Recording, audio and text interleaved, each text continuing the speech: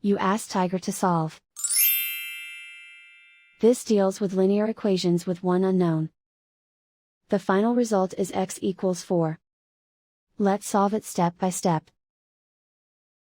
Group all x terms on the left side of the equation. Subtract 1.69x from both sides. Group like terms. Simplify the arithmetic. Group like terms. Simplify the arithmetic. Group all constants on the right side of the equation.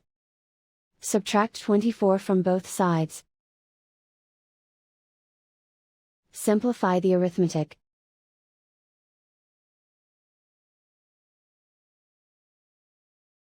Isolate the x.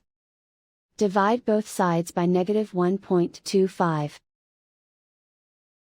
Cancel out the negatives. Simplify the arithmetic. Cancel out the negatives. Simplify the arithmetic. And so the final result is x equals 4.